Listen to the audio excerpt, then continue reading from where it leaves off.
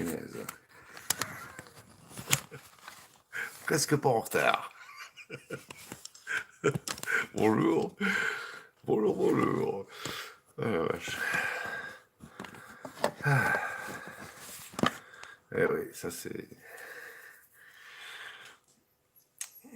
C'est quoi déjà? Attendez, parce qu'il faut que j'ouvre tout. Que j'ouvre tout. On devrait être là.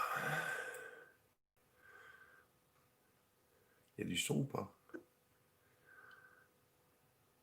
Il y a du son ou pas? Il y a du son ou pas? Il y a du son ou pas? Bon, le son, c'est bon. On attend un peu qu'il y ait les mondes qui se pointent. Bonjour à toutes et à tous, et bienvenue. Bonjour Angie. Comment vas-tu? Attends, j'arrive pas à... Ah oui, mais c'est ça. Voilà.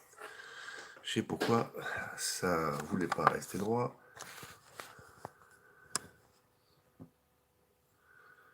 Ça va? Moi, ça va. J'espère que tu auras apprécié la paella. Enfin, des yeux. Ah, vous êtes 4, c'est bien. Ça commence à se pointer. En retard, je viens d'ouvrir les yeux. Ben, moi, je suis pas loin de ça aussi, moi. J'ai un café tout chaud. Je me suis roulé une clope. Et... ah ben, les 4, il y en a 2 qui sont partis. Bon.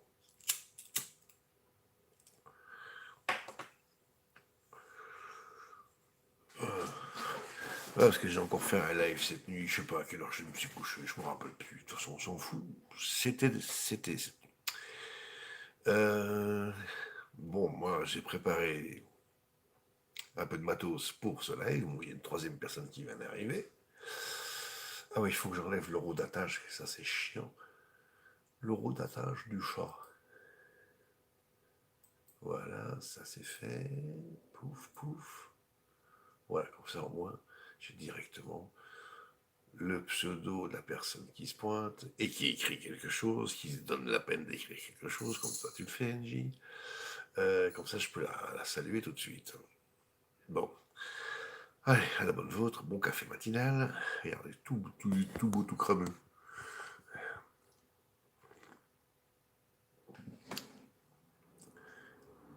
Ah, je vais vous faire un petit café. Bah, c'est une très bonne idée. C'est une très bonne idée. Vous êtes 4. Bonjour les 4. Euh,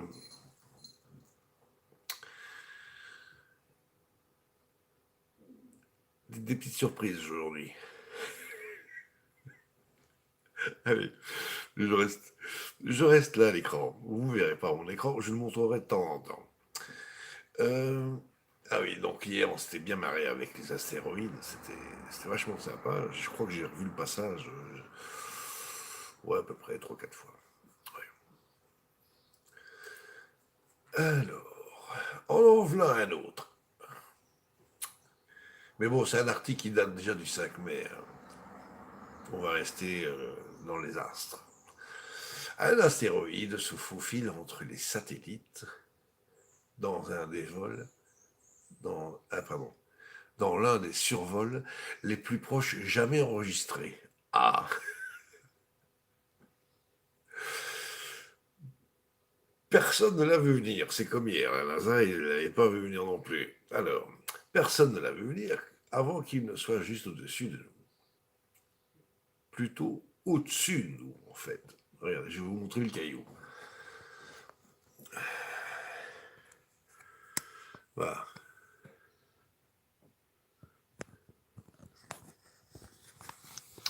Donc ça, il ne l'avait pas vu venir.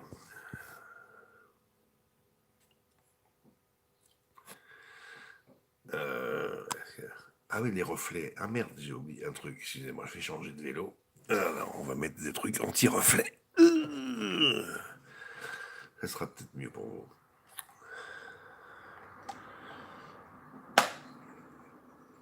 Faisons ça. Ça va, bon, il faut le temps que je fasse la mise au point. que je fasse la mise au point.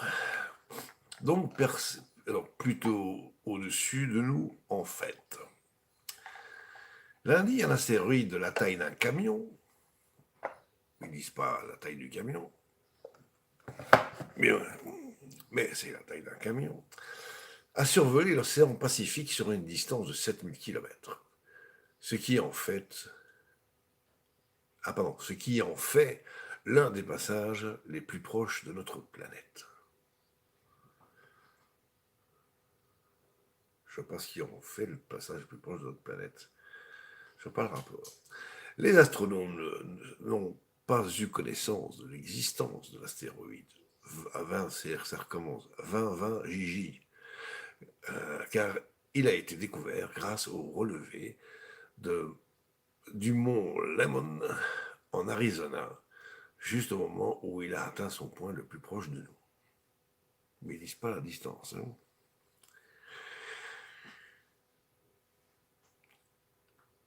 La NASA tient une base de données en ligne des approches proches d'astéroïdes et d'autres objets proches de la Terre depuis 1900 et 2020. Et 2020 JJ est la 6e approche la plus proche jamais enregistrée. Il convient de noter que les 10 premières approches rapprochées, c'est dans le texte, que les approches rapprochées ont toutes eu lieu depuis 2004. Mon écran est crado. Ont eu toutes lieu depuis 2004. Ce n'est pas parce que les astéroïdes ont commencé à nous attaquer au XXIe siècle. On s'est fait attaquer par les astéroïdes. Je crois que le gars, il sortait d'une salle de cinéma quand il a écrit ça. Cela montre plutôt que les astronomes et leurs technologies sont de plus en plus performants pour repérer des astéroïdes toujours de plus petits et plus proches. On s'est fait attaquer par les astéroïdes, non? Je ne me rappelle pas. On estime que l'astéroïde JJ20, 20 JJ, mesure entre 2,7 et 6 mètres de diamètre. Ah, ça y est, il nous donne enfin le truc. Mais oui, ils hésitent quand même. C'est entre 2,7 et 6 mètres. Démerde-toi avec ça. Imagine-toi qu'il veut se garer dans la rue, ben, s'il y a une place de 5 mètres, ben, s'il fait 6 mètres de long, il est dans le baba. Bon, allez, non, je déconne. Et donc 6 mètres de diamètre, et ce qui en fait un petit tas de ferraille spatial assez minuscule. J'aime bien le terme. Un petit tas de ferraille spatial assez minuscule. L'astéroïde 1998, OR2, qui a récemment fait la une des journaux pour son passage proche, pas aussi proche que 20 JJ, fait 1,6 km de diamètre. Ah oui, c'est plus gros quand même. Si 20 JJ avait réellement frappé la Terre, la plus grande partie de l'astéroïde aurait probablement brûlé dans l'atmosphère. En d'autres termes, ce rocher spatial n'était pas une menace existentielle, mais il a volé plus près que de nombreux satellites en orbite autour de notre planète, et aurait pu en frapper un, créant un grand désordre. Et en plus, ce caillou-là, il s'est visé, il a slalomé entre des trucs qui n'existent pas. Commentaire. Eh bien, à ce point de vue, elle était plus grosse que la météore de Tcheliabinsk. Ah oui, c'était un gros truc, ça. Mais ça, il l'avait filmé. Les passages d'astéroïdes proches, comme celui-ci, ne sont pas vraiment inquiétants. Ah, c'est pas inquiétant. Mais il vaut toujours la peine de garder un œil, on ne sait jamais, sur ce qui se passe près de notre planète. Vous pourrez faire des découvertes intéressantes en observant le ciel cette semaine, à condition qu'il n'y ait pas de nuages déjà et qu'il fasse nuit. comme la pluie et de météores de l'état aquaride. Et la dernière superlune de l'année. Et voyez donc. Je me demande si le mec qui pond des articles comme ça, il ne doit pas être écroulé, parce à mon avis, il a beaucoup d'humour, ce gars-là.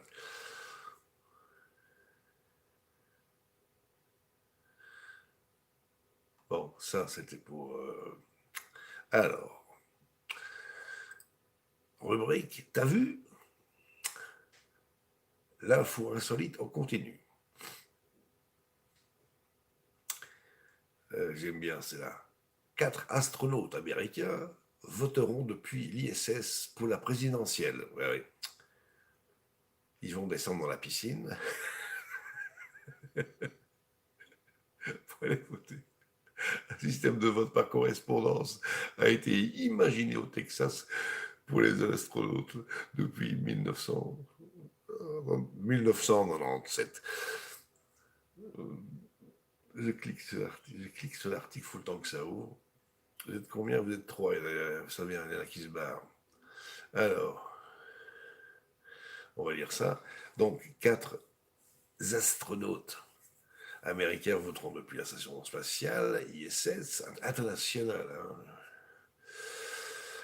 pour l'élection présidentielle du 3 novembre prochain. Celle-ci opposera Donald Trump au candidat démocrate Joe Biden. Ben non. Il est au courant de rien, lui. Shannon Walker s'envolera le 31 octobre pour l'ISS avec 2 autres Américains et un Japonais. Est-ce qu'il aura le droit de voter, lui à bord d'une fusée SpaceX. Ça y est, ils remettent ça.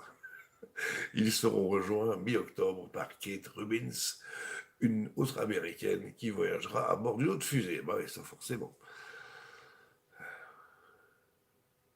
Ah, ils ont des belles têtes de... On va vous les montrer. Ils ont des belles têtes de vainqueurs, comme dirait l'autre. Ouais.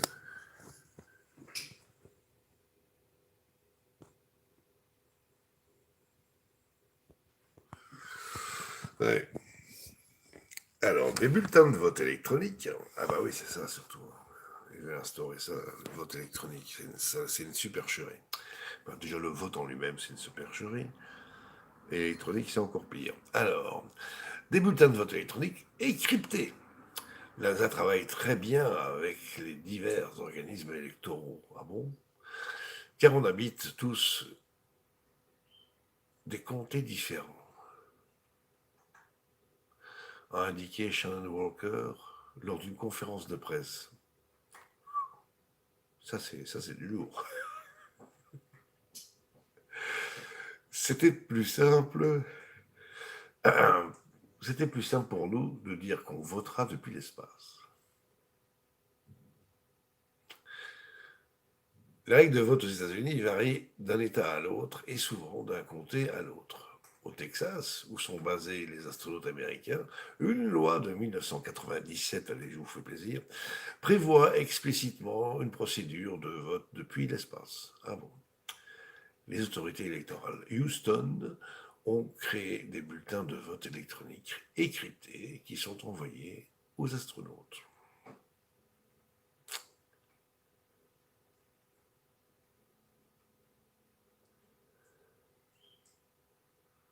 Bon, on va le laisser là, celui-là.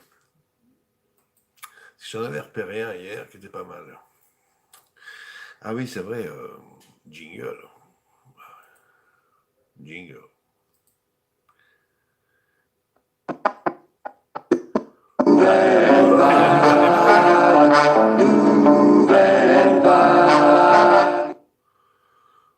Qu'est-ce qui m'emmerde, lui? Adblock détecté, votre serveur. Ah oui, ça c'est la...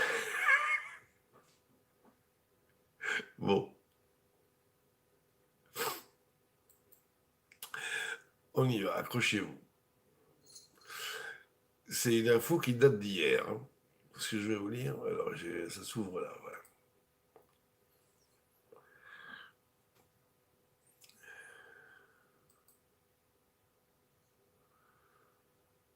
Nice. Alors, c'est qui là? Je n'arrive pas à lire. Ah, Robin. Attends, c'est Robin Laurin, c'est ça? Oh, j'arrive pas. Faut vraiment que je change de lunettes, moi. Alors, il y a un lag. Ah, c'est Laurin Renard, excuse-moi. Salut.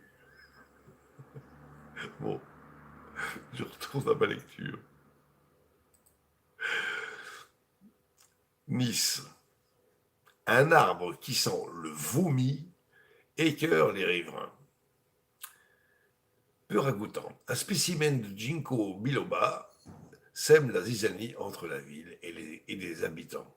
C'est un bel arbre en plus. Je vous le montre. Un très bel arbre. Ouais, il est beau. Donc, il sème la zizanie. Je crois qu'il a que ça à foutre peut-être. Prends soin de toi, mais ne t'inquiète pas, c'est ma préoccupation première et unique. C'est prendre soin de moi. Alors, que nous dit l'article? L'arbre de la discorde est planté sur la rue de Roquebillière. Je connais pas cette rue-là. Donc, à l'est de Nice, des riverains pestent contre les fruits du ginkgo biloba qui empestent. Les ovules de cet arbre femelle dégagent une odeur de contenu gastrique en se dégradant. Ça pourrait être sympa. Hein. Attendez, je bois un coup. Ouais, j'aurais pu intituler cette rubrique insolite. Oh merde, j'ai plus rien à fumer. Signe de paix. Signe de paix pour les uns, loué par les autres pour ses vertus médicinales, vénotoniques notamment, le Ginkgo biloba peut aussi parfois semer la zizanie. Eh oui, c'est le cas à l'ouest de Nice. Au-dessus, il marque à l'est, et maintenant c'est à l'ouest. Il y a peut-être du vent. Donc c'est le cas à l'est de Nice, où un spécimen de cet arbre a déclenché un bras de fer entre les riverains et la mairie. L'objet de la discorde, ces fruits qui, en tombant au sol, dégageraient une odeur de vomi peu ragoûtante pour les habitants des balcons. Ah, il y a des gens qui habitent sur des balcons, et je vous montre pas. Hein. Je vous taperai. Ah bah tiens, pour que vous ayez aussi le plaisir de vous régaler par ce joli texte magnifiquement écrit par un quoi déjà? Contrôle C. Voilà, je vous le mets là. Enfin, je vous le mets là. Je vous le copie dans le chat. Voilà. Voilà. Alors, on y retourne. Et qu'est-ce qu'on raconte? Laurent Ronin a été écroulé. Le pauvre arbre. Oui.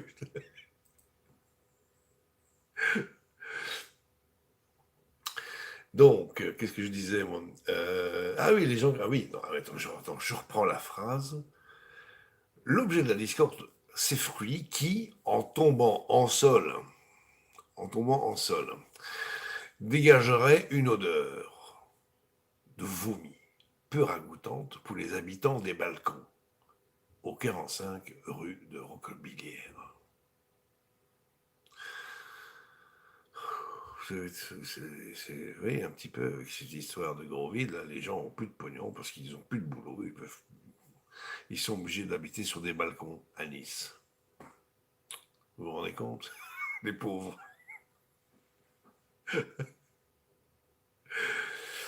Alors, ce ne sont pas des fruits, mais des ovules, rectifie d'emblée Jean-Michel Muriot, l'expert botaniste à la ville de Nice. Cet arbre a un fonctionnement différent. Il existe depuis, il existe depuis plus de 270 millions d'années Il existe depuis plus de 270 millions d'années, 40 millions d'années avant les dinosaures. Il est très résistant et il échappe à plein de maladies. Youpi! Des œufs. Des œufs pleins d'acides gras. Ah! Alors, saturé ou pas? C'est pas écrit. Alors, sauf que, problème ici, c'est bien un Jingo biloba femelle qui a été planté, pas planqué, planté. Nous avons déjà rencontré ce problème au Square Wilson, toujours à Nice. Les mâles ne produisent pas ces fameux ovules, poursuit le spécialiste. Et si l'odeur qui s'en dégage fait penser à celle d'une régurgitation, je veux dire, c'est que ces œufs, en attente de pollinisation, sont pleins d'acides gras. Il s'agit notamment d'acide butyrique qui, en se dégradant, peut faire penser à du beurre rance ou effectivement à un contenu gastrique. Précise encore Jean-Michel Mereur. Donc, ouais, c'est sympa comme truc. Alors.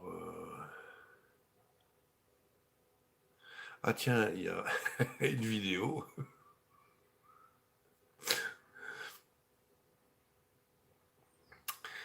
Mais c'est pas à Nice. Un arbre pousse dans l'appart d'une drôle de famille à Nantes. On ira voir ça après si vous voulez. Mais on finit d'abord l'article.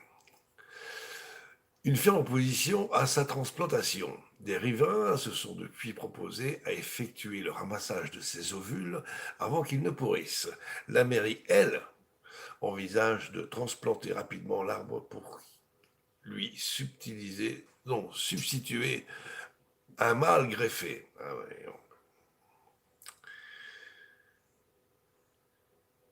Donc vous avez l'article, vous pourrez aller vous amuser à regarder ça. Alors ici, pourquoi le son est coupé? Je ne sais pas. Voilà, on va regarder un peu ce qui se passe à Nantes. Voyons Nantes. Alors, on va lancer la vidéo.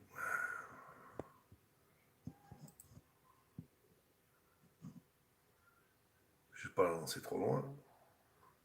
Pourquoi ça démarre pas?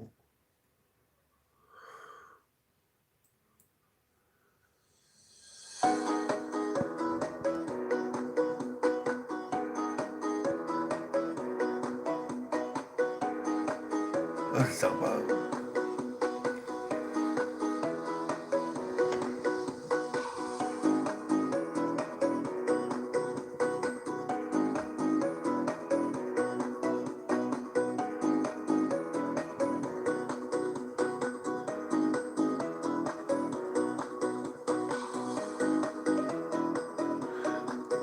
Vous trouvez ça bizarre?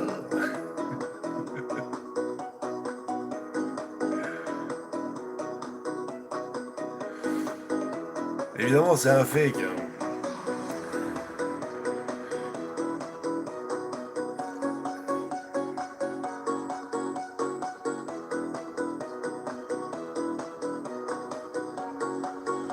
Ben c'est bien, ces gens-là ont de l'imagination, donc ils sont créatifs. Ils sont créatifs. Ils sont très créatifs.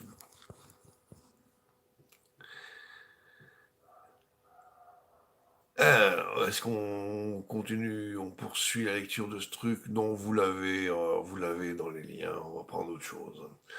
Autre chose. On va prendre autre chose. Mais d'abord, je me roule un quoi? Oh, il y a un lag entre. Si je fais ça, 1, 2, 3, 7 secondes de lag. Dans quelques minutes, c'est très bien. Le temps de m'enrouler une. Et on va déjà annoncer la suite du programme. Jingle.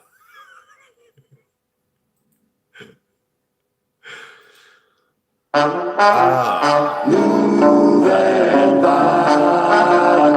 Nouvelle vague. Lui aussi, il a du mal à démarrer le matin. Donc le premier coup, c'était un petit peu... à mon avis, c'est à cause de l'arbre, là. Il avait encore des trucs dans le gosier. Alors, on y est presque. Ah donc, le prochain article,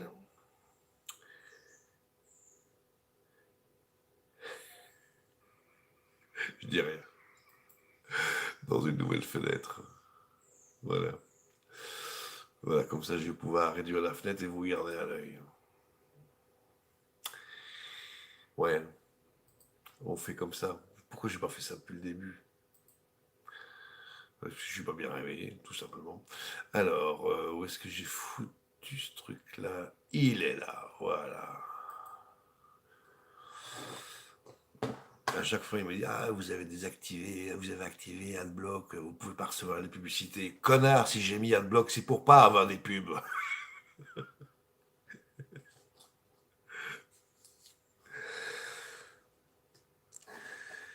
Eh oui.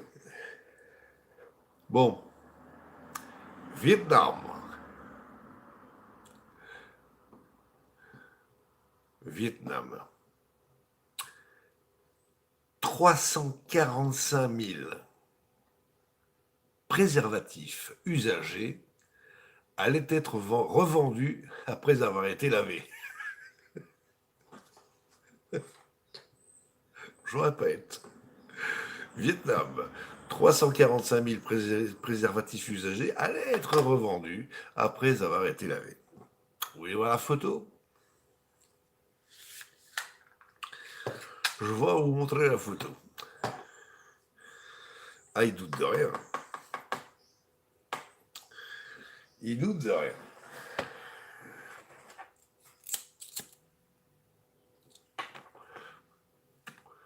Alors, je vais vous montrer ça.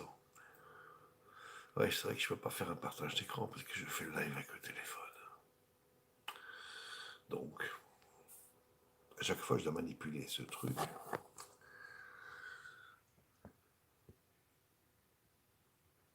Oui, le titre.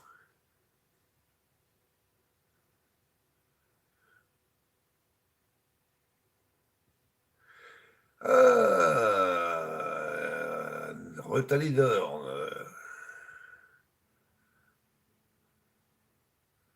Il est ravi de vous voir en live. C'est bien ça. Merci, c'est gentil. Je suis là tous les jours en live. Et puisque c'est une quotidienne. Donc on va lire l'article. Recyclage. Une femme interpellée a expliqué que les préservatifs étaient passés dans l'eau bouillante, séchés et placés sur des pélisses en bois afin de retrouver leur forme initiale.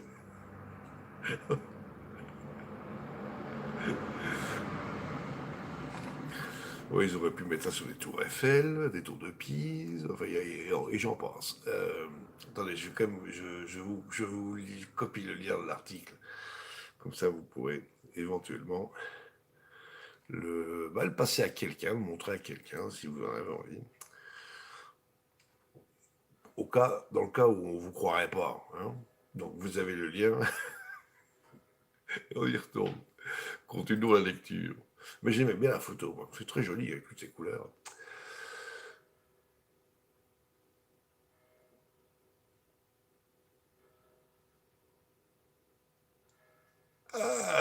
Eh ben, quand vous cliquerez sur l'article, je vous conseille de faire, vous verrez à droite de la photo, il y a un autre article qui date du 8 avril de cette année.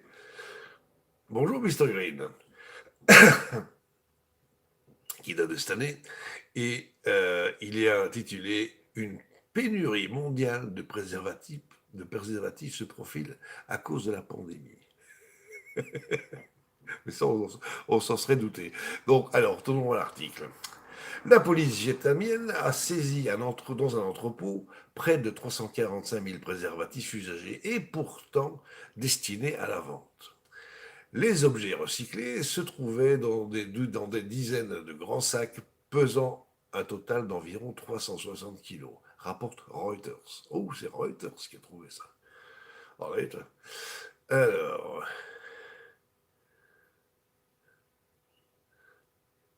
C'est une vide, c'est une vide ou c'est un tweet ça. La saisie a été faite dans un entrepôt dans le sud du pays. Le propriétaire des lieux a affirmé aux enquêteurs qu'il recevait de la part d'un inconnu une livraison mensuelle de préservatifs usagés. Ouais, ben, le mec raconte le journal vétérinaire. Toi, il traite. Alors, ouais, il y a encore une petite image sympa. Mais bon, vous la verrez l'image. Moi, je vais quand même vous la montrer ici, mais vous la verrez si vous cliquez sur le lien que je vous ai mis. Pourquoi ça veut pas? Je suis pas doué ce matin. Enfin, je suis pas doué les autres jours non plus.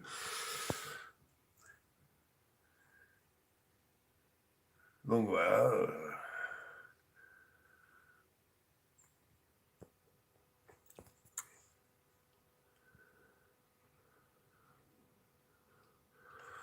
Alors, je vais vous lire l'article en anglais sur Twitter, mais avec un accent belge. Police in Vietnam has confiscated an estimated 345,000 used condoms, which had been cleaned and result as new. Eh oui, ils ont osé. Donc, déjà des milliers de protections écoulées. Ah. Une femme arrêtée par la police a expliqué que les protections avaient été. Donc en fait, ici, la traduction, c'est une traduction automatique. Donc c'est les préservatifs. Il faut que je m'entende les préservatifs. Donc, on recommence. Une femme arrêtée par la police a expliqué que les préservatifs avaient été plongés dans de l'eau bouillante et séchés avant d'être individuellement placés sur un morceau de bois en forme de pénis. L'objectif de la manipulation était de redonner au préservatif leur forme initiale. La suspecte a indiqué être rémunérée à hauteur de 17 cents de dollars, environ 14 centimes d'euros, pour chaque kilo de préservatif. Si nettoyer, plus la vache, c'est pas cher payé. Bon, la chaîne d'État Vietnam Télévision a diffusé les images de l'intervention policière et des sacs de préservatifs éventrés. Le nombre de préservatifs achetés par des consommateurs après être passés entre les mains des suspects demeure pour l'instant inconnu. Il pourrait déjà s'élever à plusieurs milliers. Et vous avez vu, j'invente rien.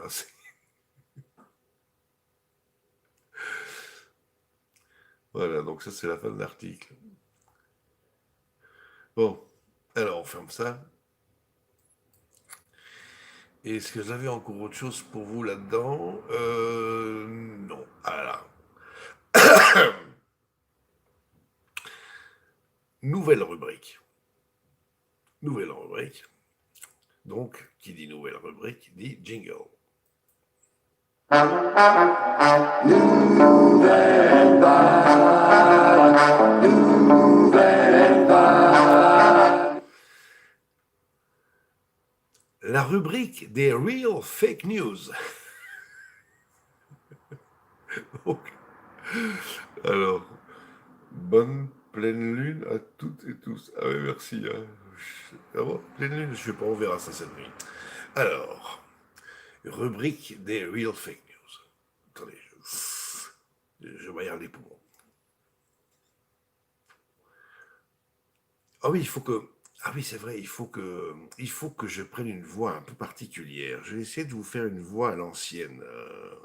Les radios des années 50, 60. Je vais voir si je peux essayer de vous faire ça.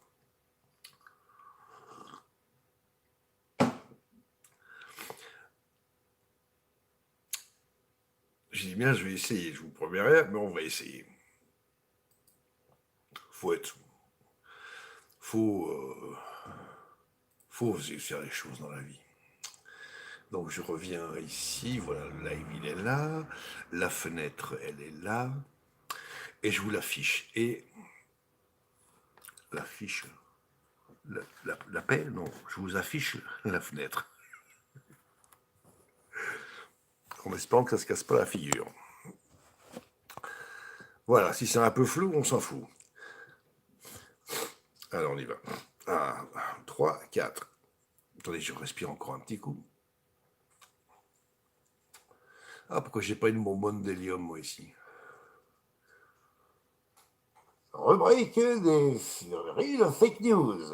Ce matin, dans l'un des arrondissements les plus riches de la capitale mondiale de l'arrogance agressive à outrance et du snobisme poussé à son paroxysme, le cinquième, pour ne pas vous le nommer, c'est-à-dire la ville qui éclaire H24 des supposées lumières, qui en réalité ne le sont pas, n'en sont pas, mais qui s'en prétendent. Une charmante petite et sympathique vieille dame, très VCSG, c'est-à-dire vieux cul sa gueule, s'est fait atrocement agresser par un pauvre SDF qui faisait paisiblement l'aumône. Enfin, il fusait la manche et demandait l'aumône. Devant son refus rempli de dédain et très hautain de ne pas avoir offert gracieusement une malheureuse petite pièce jaune à ce pauvre homme, ce dernier sortit de sa bouche, toute pâteuse, parfumée au relent de vieux picrate plutôt douteux, un dentier en plastique, style Dracula, trouvé dans les poubelles d'un magasin de farci à trappe, proche des galeries Lafayette, pour ne pas les citer, et il lui planta violemment dans la fesse gauche. Quand quasi tous les merdias assoiffés de sensationnels du coin sont venus l'interviewer, cette pauvre riche victime déclara, avec une certaine pointe d'ironie et beaucoup d'humour, à cette presse incrédule, je cite: Mais quel est le con qui a dit que les sans-dents manquaient de mordants? Fin de citation. Donc ça, c'était pour les real fake news.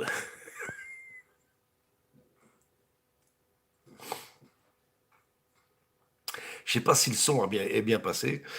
On réécoutera ça plus tard. Alors, bon, ça je vire. Et oui, on va enregistrer, oui, on enregistre. Et on va aller voir du côté de la liste de nos charmants docteurs qui nous disaient que porter des masques, c'était pas bon du tout. Et dans cette longue liste interminable, nous sommes arrivés au point 16. Le docteur Pascal Trotta. Rien à voir avec celui qui est sur YouTube et dont il s'est fait sucrer sa chaîne du même nom. Bon, docteur Pascal Trotta. Peu de médecins osent élever la voix. Pourquoi j'ose élever la voix? C'est parce que nous sommes face à une immense manipulation, une manipulation d'opinion. Vous respirez un véritable bouillon de culture. On, on a laissé, pardon, on a laissé mourir des personnes. Oh là là, il faut que je zoome, excusez-moi 2 secondes, parce que là je vois zoom. Ah putain, qu'est-ce que. Ah, pardon, j'ai dit un putain de gros mot. Alors, on y va. J'étais où déjà? Voilà, vous respirez un véritable bouillon de culture. On a laissé mourir les personnes âgées dans les EHPAD. Ce n'est pas un problème médical, c'est un problème politique. Et cela, c'est beaucoup plus grave. Eh oui. La France est devenue la Corée du Nord de la médecine naturelle. Ces juges intelligents du tribunal administratif, le 25 septembre 2020, c'est-à-dire il y a 6 jours, ont rétorqué l'arrêté préfectoral et ont dit le masque est une atteinte grave à la liberté d'aller et venir, c'est une atteinte à la dignité de la personne. Ben donc tu peux aller et venir, ça n'empêche pas. Il s'agit d'une dictature virale à des fins politiques. On prépare par cette soumission généralisée au masque à la soumission généralisée au vaccin. On est donc face à une immense manipulation financière qui n'a rien à voir avec la médecine que nous pratiquons. Nous, les médecins de terrain, nous sommes en train de rentrer dans un régime soviétique.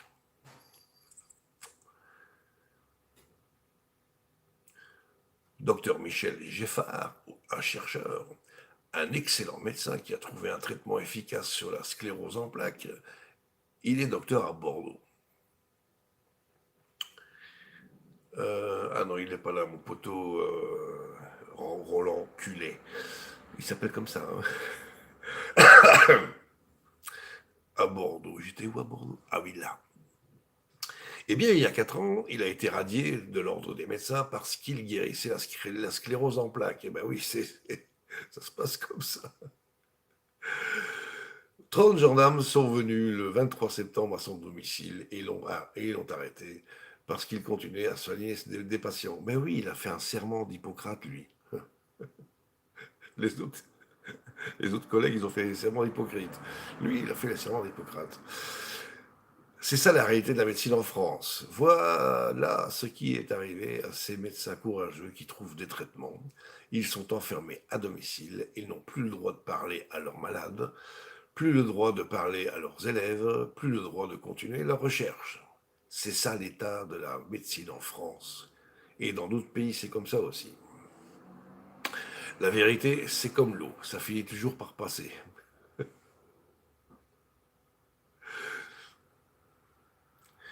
Ça, c'est Dixit, le docteur Trotta himself. Alors, je vous mets un ch'tilien. Un ch'tilien. Alors, CTRL-C, CTRL-C et CTRL-V. Ah, mais je vous ai pas envoyé l'autre truc, là. Ah, voilà. Désolé. Hein. J'ai oublié de vous le poster. J'avais oublié de vous poster l'article. Qu'est-ce que vous racontez? Bon, vous racontez pas grand-chose, c'est bien. Bon, j'ai pas beaucoup à lire, j'ai déjà assez à lire là. Donc, qu'est-ce qu'on fait? On s'en fait un petit dernier? Un petit dernier.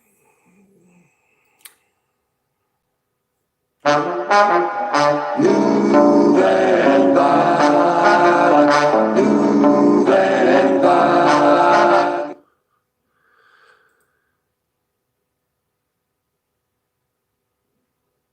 Alors lui, c'est pas un épicier, mais il s'appelle François Ducrot. J'ai pas hésité à la faire, celle-là, même si elle est mauvaise. C'est un chef d'entreprise. La pénurie de masques pendant l'épidémie du Covid-19 a été voulue, organisée et assumée. Ah bon, bah oui, tout le monde le sait. Tel est le sens de mon témoignage de chef d'entreprise à travers les nombreuses démarches, les mails reçus et échangés. La vidéo est longue, 13 minutes 33, mais elle va vous permettre de comprendre ce qui s'est réellement passé. Ah, François Ducrot, chef d'entreprise, témoigne sur la pénurie voulue des masques. Si vous avez envie de voir ça, on va vous mettre le lien.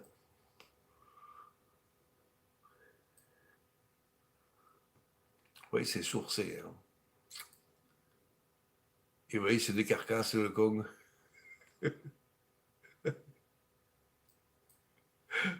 Il fait des carcasses.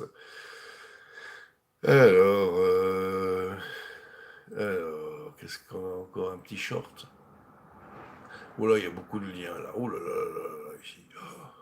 Oh. Allez, on va jusqu'au point 20. Donc là, on était au 17. On passe au 18. Mais je bois un coup d'abord.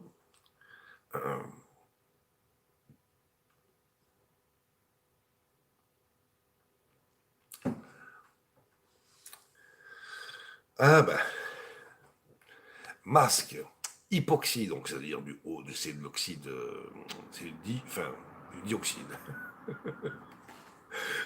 Hypercapnie, ça c'est du CO2. Et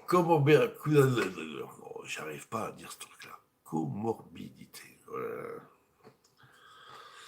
Comorbidité. Comorbidité Covid. Voilà, ça y est, on va y arriver. Une expérience de Del Big Tree mesure l'oxygène sous un masque et montre le danger de le porter. Analyse du niveau de dioxyde de carbone et les problèmes de santé potentiels. 10 000 ppm, donc c'est par million, les ppm, en 10 respirations. Donc imaginez un petit peu, vous respirez en principe quand vous êtes calme et vous ne parlez pas, vous respirez à peu près 16 fois par minute. Donc vous multipliez 16 par 10 000 et vous avez la quantité de ce... et vous avez la quantité. Donc 10 000 ppm en 10 secondes, soit un seuil extrêmement dangereux atteint en moins d'une minute. Voilà. Bonjour. Ah ben t'es à la bourre, Ingame. Qu'est-ce qui se passe? T'as une patte d'oreiller. Et donc voilà, la source, je vous mets la source comme d'hab. Voilà, CTRL-C. CTRL-V. Pouf. Et alors, une autre vidéo nous montre la baisse du niveau d'oxygénation lié au port du masque. C'est toujours intéressant de regarder ces petits machins-là. Oui, oui, oui, c'est toujours intéressant. Je vous les montre pas ici. Hein.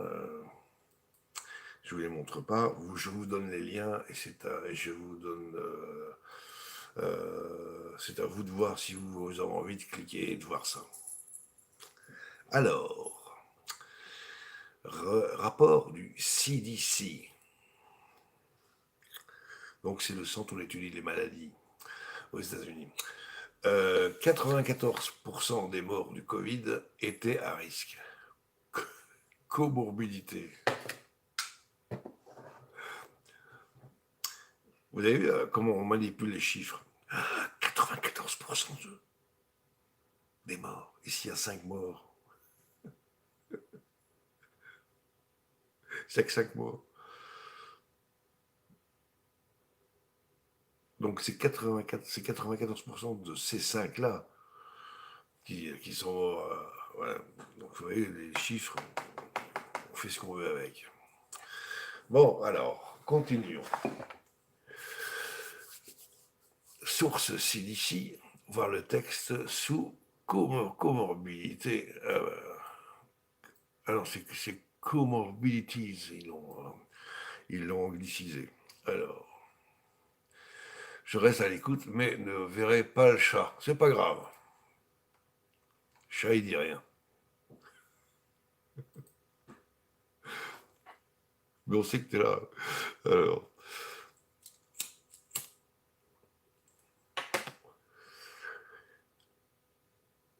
Porter le masque n'est pas sans danger.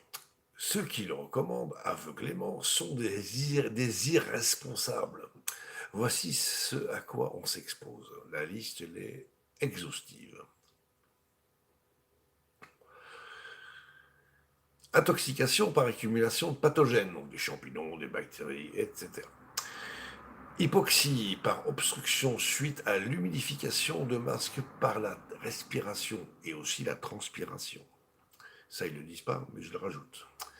Maux de tête dû à l'hypoxie et à l'hypercapnie. Donc, c'est les gaz que vous produisez. Baisse des capacités cognitives, à commencer par la vue, impeccable pour conduire, donc. Mais bon, leur capacité cognitive, elle a déjà pris un coup depuis qu'ils ont balancé la pandémie. Tout le monde a les miquettes, évidemment, les capacités cognitives, elles sont parties à l'ouest. Alors, on met son corps en stress chronique en portant le masque. Cela fait monter le cortisol, l'hormone du stress, et baisser les lymphocytes T, qui sont en première ligne de défense immunitaire contre les maladies respiratoires virales. Eh ben oui, en fait, porter le masque, c'est pour vous rendre malade, et c'est pour rendre malade la population. C'est fait pour. Alors, je confirme, les capacités cognitives sont bien moindres. No comment. No comment. Donc, on était où? Voilà. Alors, plusieurs médecins le disent, comme le docteur Rachid A. Buttar. Donc, en portant le masque en permanence, on devient la cible idéale pour la prochaine grippe saisonnière. Eh ben oui, allez-y, hein, mais parce qu'en fait, c'est vous-même qui vous rendez malade. C'est pas un virus quelconque, c'est vous-même qui vous rendez malade en gardant le masque sous la tronche toute la journée.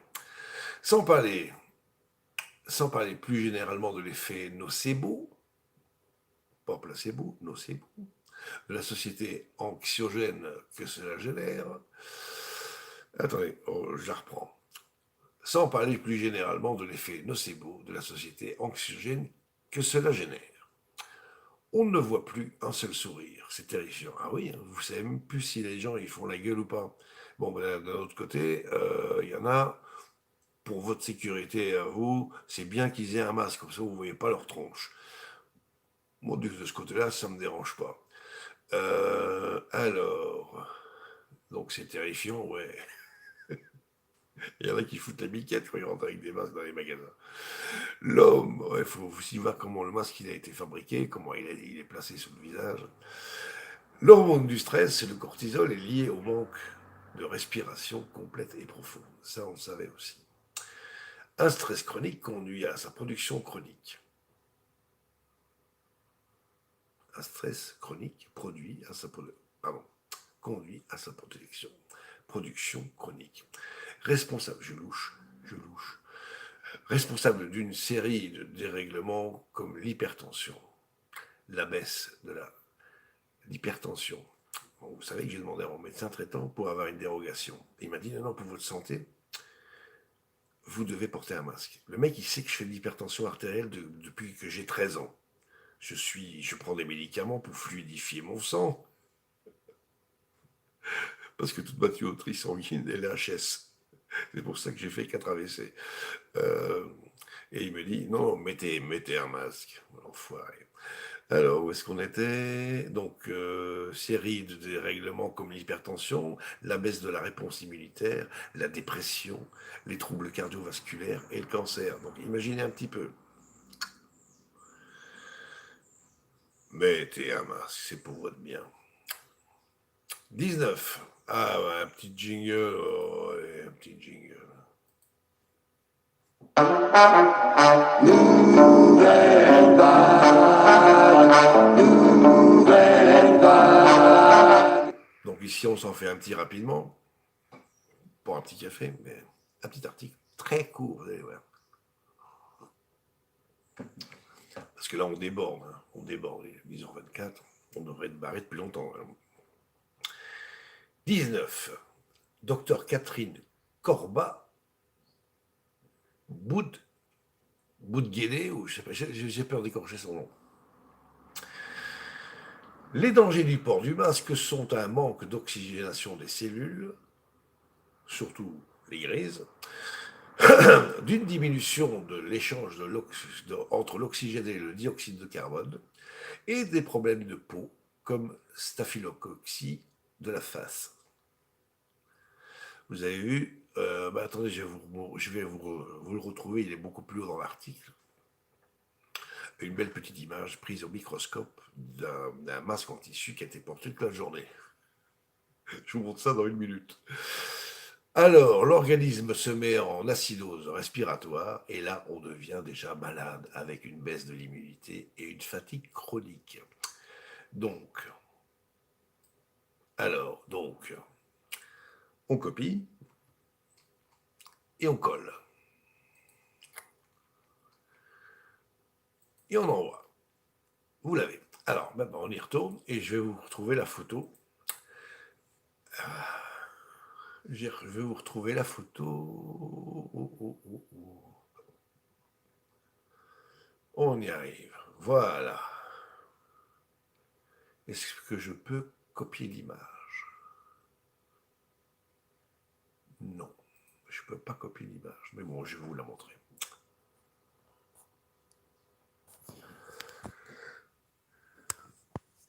Voilà. Donc ici, c'est une plaquette.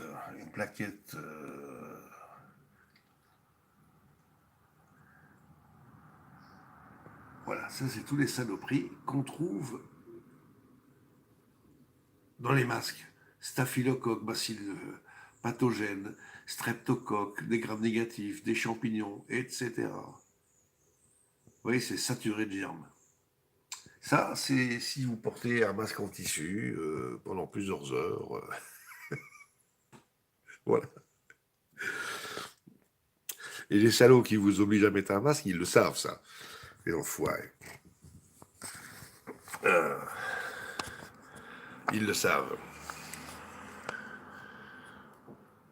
C'est dégueu. Mais oui, c'est dégueu. Mais c'est microscopique, tu ne le vois pas.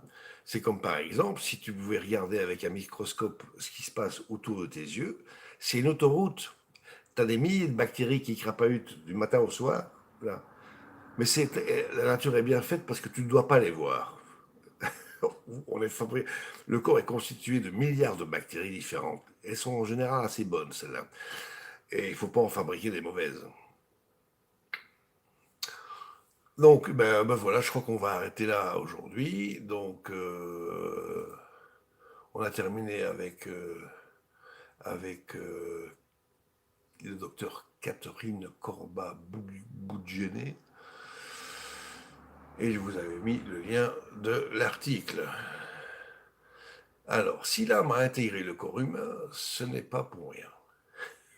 C'est pas de hasard. Il n'y a pas de hasard. Donc, le hasard n'existe pas. Bonjour Coco, comment vas-tu? Bon, alors je vais reposer la question. Si vous voulez que je redémarre un live dans lequel vous pourrez venir vous exprimer avec votre jolie voix et votre micro, dites-le moi. Sinon, ben, je ferme la boutique et je vous dis ben, plus tard, cette nuit ou demain matin. C'est vous qui voyez.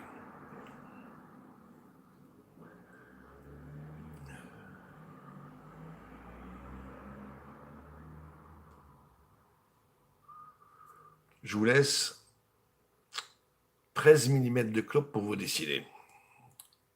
Sinon, je me casse.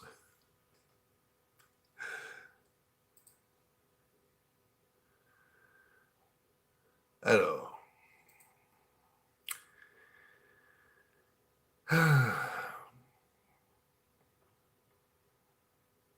Alors pour ceux qui ont Facebook, si Coco, notre ami Coco a créé une page spéciale où il met des tas de trucs. Vous pouvez vous abonner. Vous savez, je fais de la pub.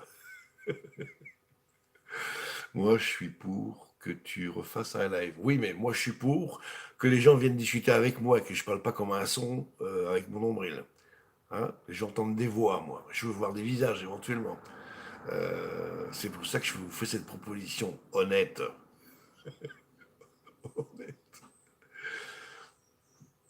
Donc, s'il y a personne qui vient, s'il y a personne qui veut venir, ben, je me casse. Voilà. Vous avez encore 7 mm. Oui, je ne fume pas rapidement, mais tu as le lien de la page Facebook, s'il te plaît. Attends, ouais, je dois avoir ça quelque part. Ah ben, Coco, si t'es là, est-ce que toi tu peux le donner? euh,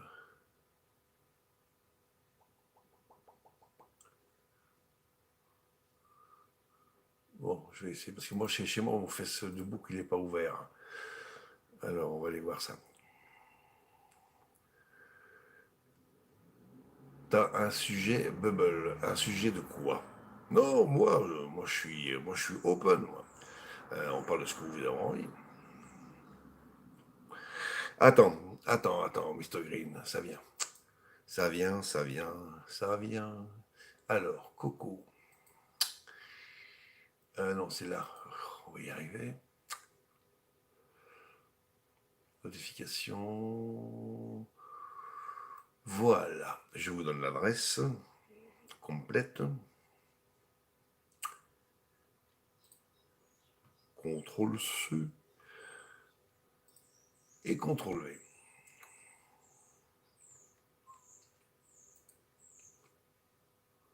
Voilà, cliquez là-dessus et vous aurez accès à la page de Coco sur Fesse de Bouc.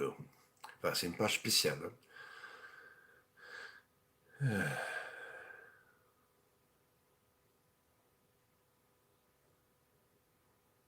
vais voir si ça fonctionne en cliquant moi-même dessus.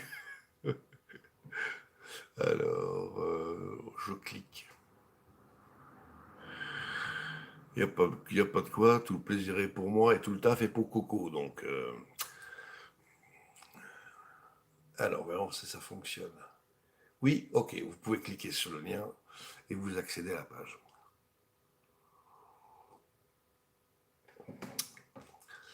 Dada, merci de nous avoir accueillis chez toi sur Nîmes. Good vibes.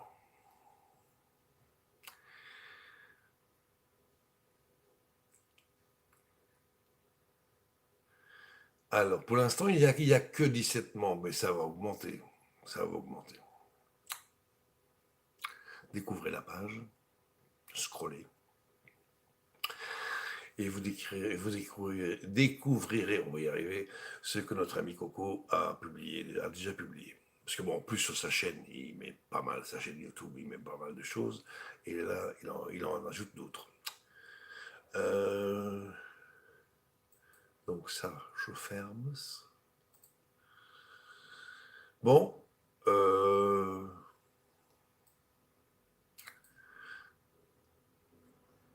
qu'est-ce que vous m'avez répondu? Vous m'avez répondu live avec micro ou pas?